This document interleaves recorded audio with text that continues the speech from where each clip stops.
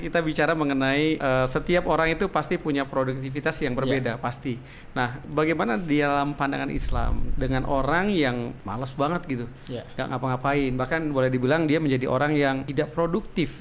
Nah, dari pandangan Islam itu seperti apa, Ustaz? Baik, secara umum saja orang malas itu kan tercela ya, apalagi dalam pandangan Islam gitu ya. Sangat tercela. Sampai baginda Nabi sendiri itu berdoa, Allahumma inni a'udzubika minal ajzi wal kasal begitu ya. Yang biasa dibaca oleh ribuan santri begitu ya. Ya Allah, ini a'udzubika. Aku berlindung kata baginda Nabi minal ajzi, dari kelemahan, wal kasal, dan dari kemalasan.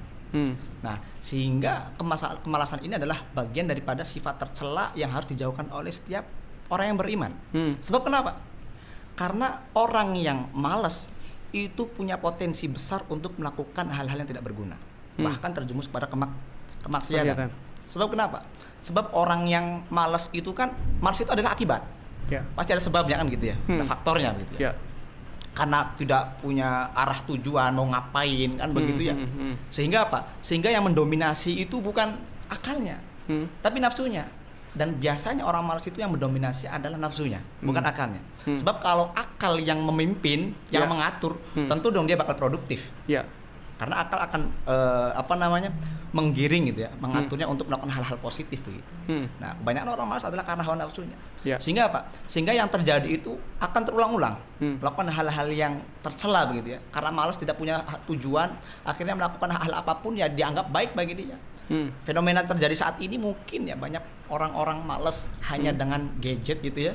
Hidupnya hanya dengan gadget, setiap hari 24 jam dengan gadget gitu ya. Main game kan dan sebagainya kan begitu ya. Itu kan orang-orang malas yang seharusnya waktu mereka digunakan masa muda mereka ya, khususnya anak-anak muda gitu ya. Untuk ilmu, untuk bekerja dan produktivitas lainnya kan begitu ya. Maka dalam pandangan Islam sangat tercela sifat malas jangan sampai ada pada diri kaum muslimin, orang-orang yang beriman.